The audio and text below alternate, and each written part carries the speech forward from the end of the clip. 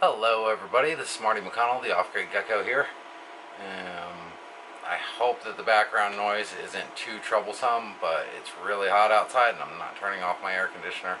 And I decided it would be best to do this in sort of a controlled environment. Various reasons, I'm not going to get into it. Anyways, today I am going to be doing my first little preparedness video, and I'm going to be talking about first aid kits.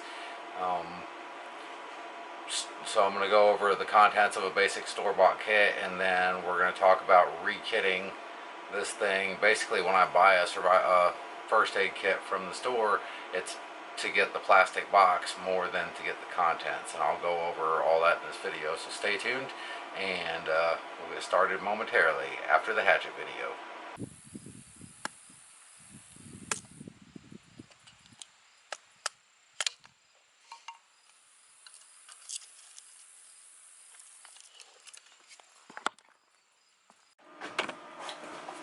Alright, let's see if we can get through this quickly and efficiently. So, I went to the supermarket today and I bought some stuff.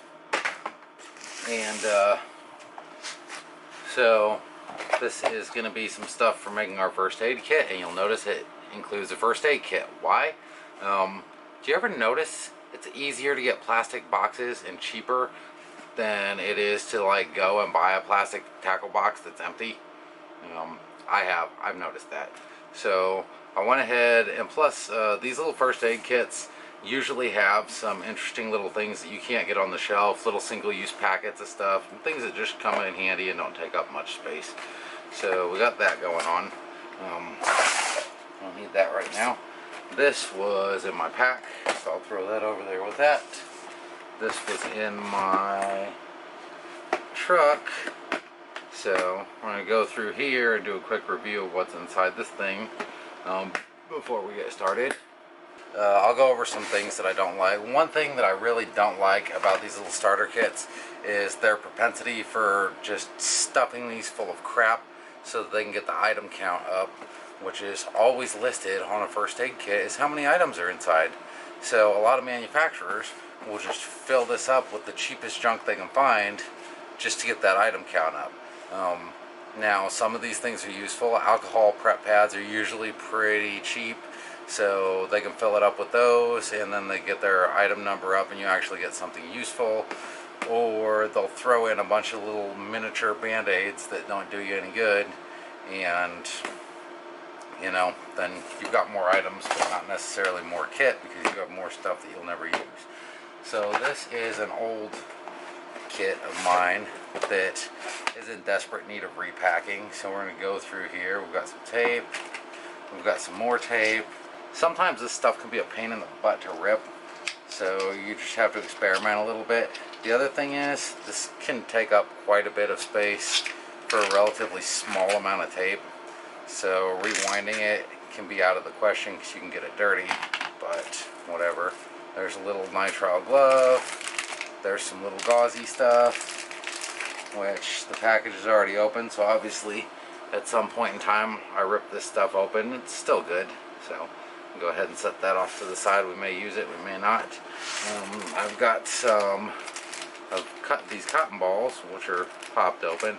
Now you'll notice these are put in sterile packages, so actually this one's put in a non-sterile package, but it looks like a sterile package.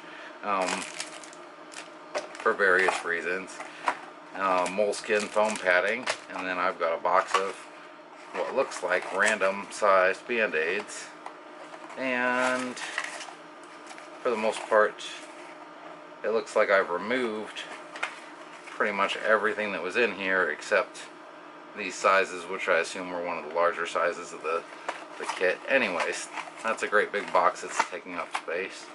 I've got some cortisone and some bacitracin. These are used for different things. I've got some leftover hydrocodone from a prescription from when apparently I was in a lot of pain, but for some reason I didn't feel the need to take those. I wasn't in that much pain, I guess. And then regular old aspirin, and this will have a date on it too, 2014. Yeah, aspirin. I don't think salicylic acid goes bad that quickly. I'll have to look that up too. There's some packaging, and this is a military style tourniquet. So for a trauma kit, this might be handy. I think I'm going to leave it out of this particular kit. This I think will fit in the bag fairly well, fairly easy. It's got a nice thicker plastic closure lid, and I got this from Walmart for about $5. Let's pop this open real quick and we'll see what's inside. I like this hinge too. It's not the best hinge in the world, but it's not crappy. First, a little talk about the box.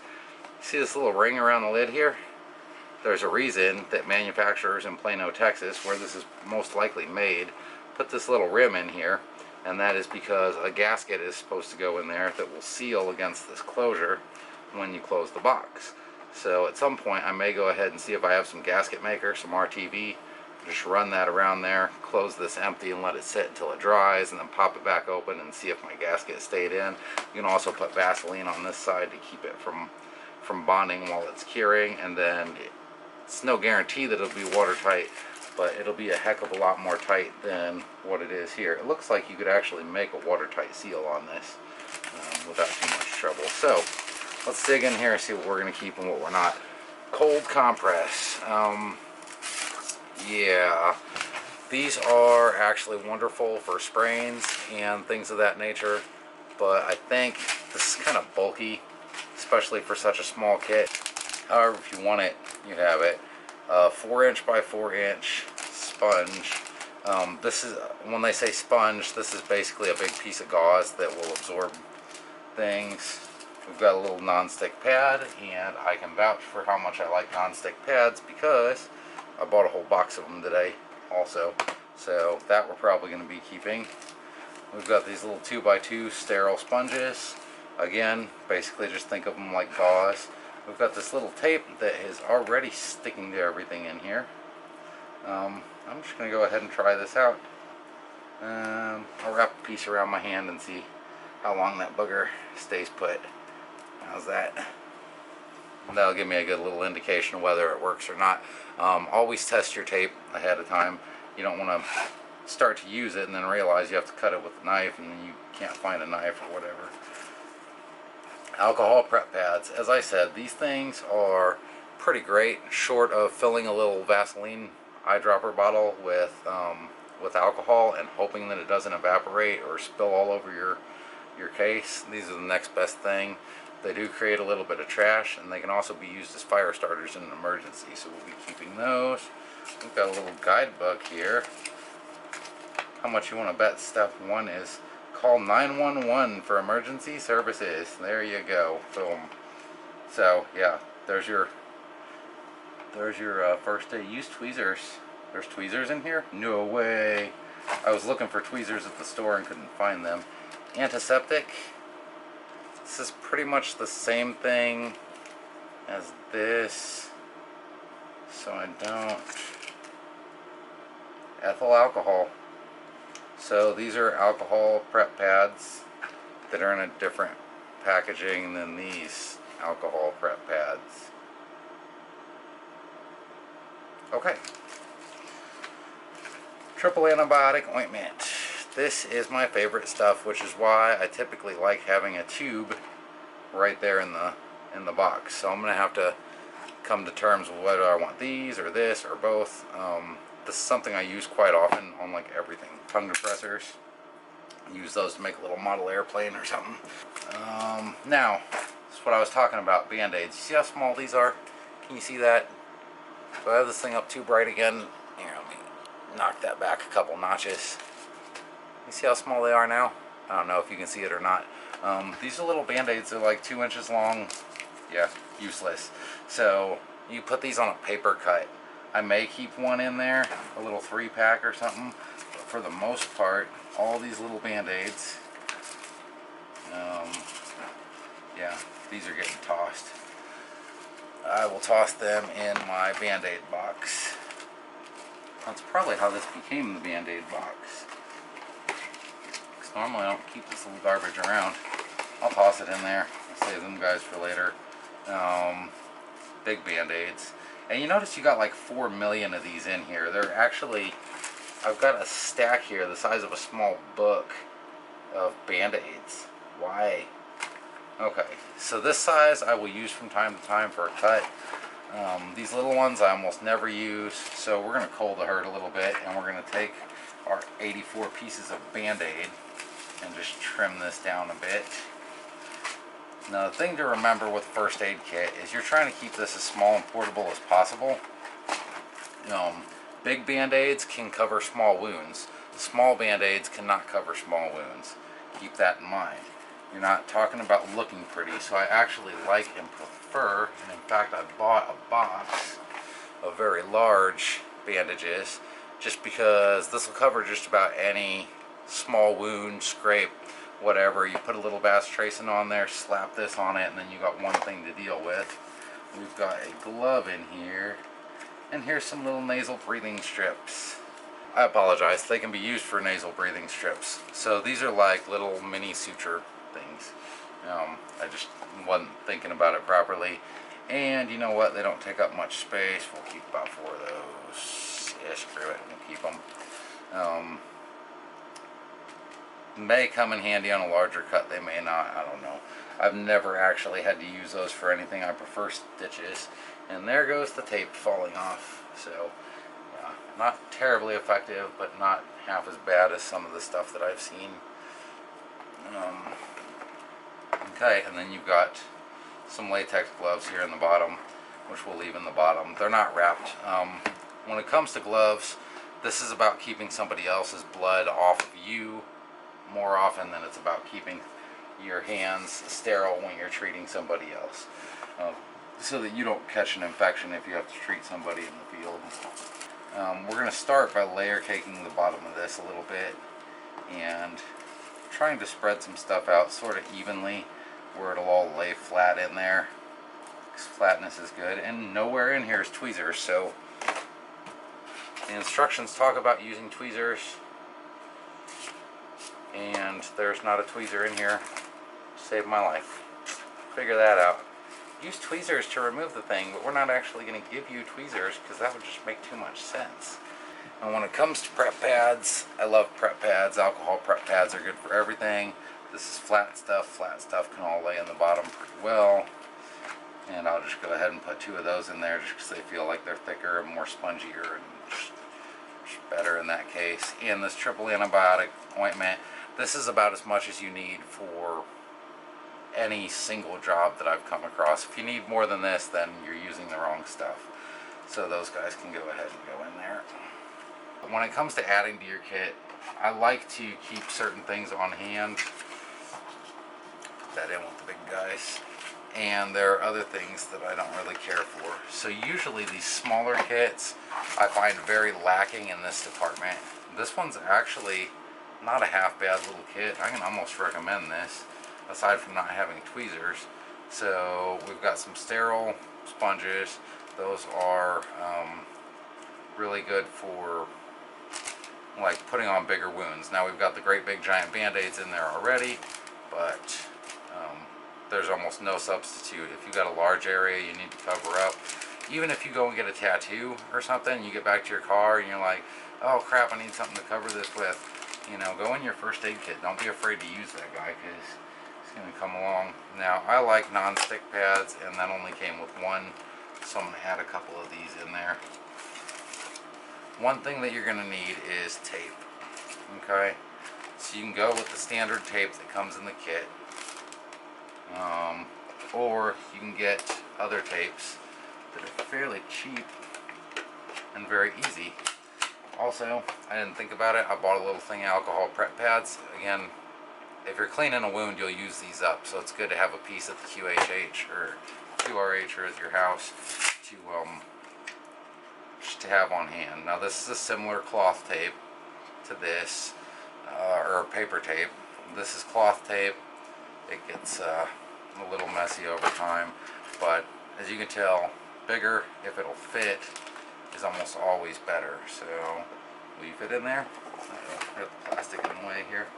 So if it'll fit easily and doesn't cause me any problems, which it doesn't appear to be causing me any problems, then yeah, I'm gonna leave that in there because I would rather have a substantial amount of tape.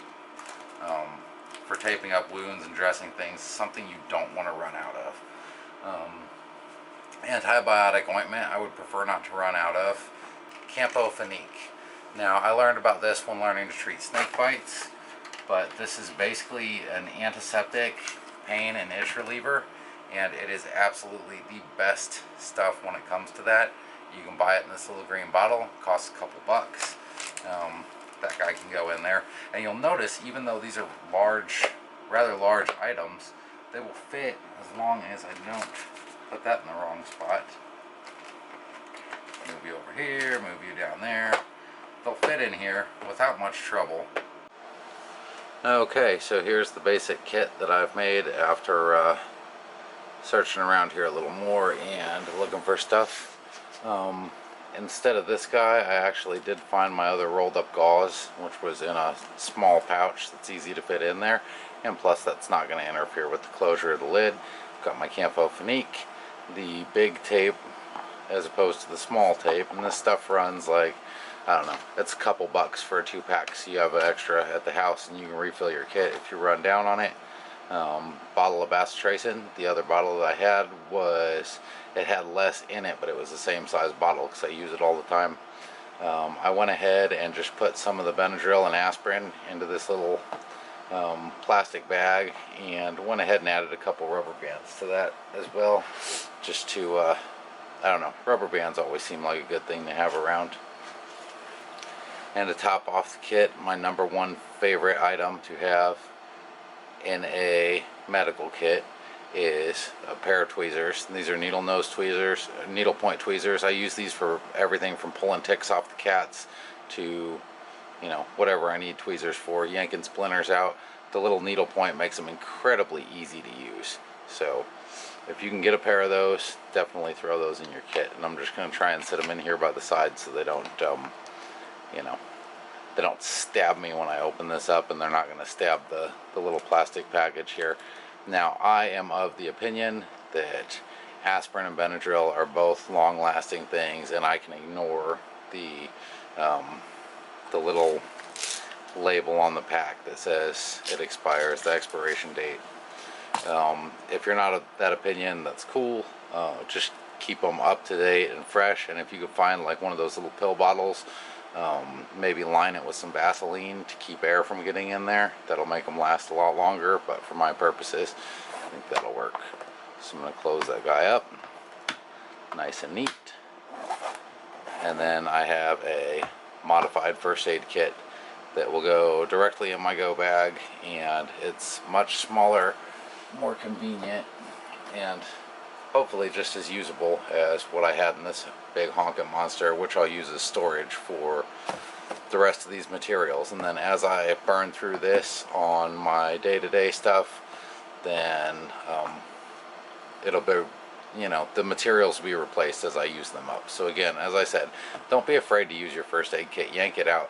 There's a lot of people that will buy a first aid kit and they'll throw it on the shelf, and then they'll go out and buy a Band-Aid when they need it just because they don't want to invade their first aid kit. It's there to be used, so use it. You know, if you need to do something, use it, do it, and then throw it away. And this is a pretty comprehensive kit now for numerous things, by adding a couple interesting things to it, and we've really only removed one feature aside from thinning the herd on all the different Band-Aids that they put in there. The only thing I've really taken out is this cold compress thing, which this can be stored here in my house, and then if I need it, I have it. But for my camping bag, yep, everything I need right there, and I'm ready to go into the woods. And that's #1 in preparedness.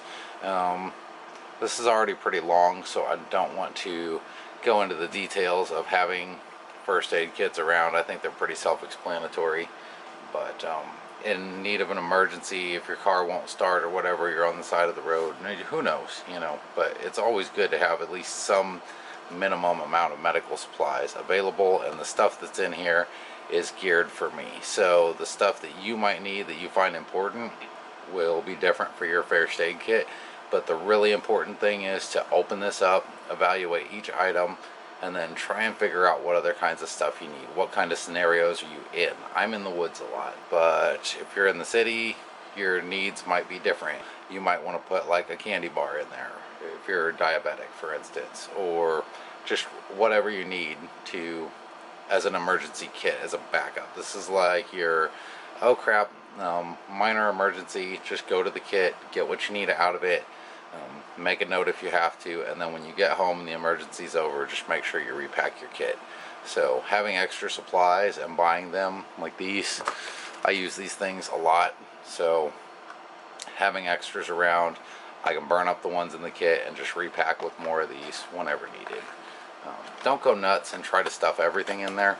Just try to focus on the most immediate emergencies that you can foresee, or think about stuff that you'd wish you'd had in your first aid kit over the last 2 years, and make sure it gets in there.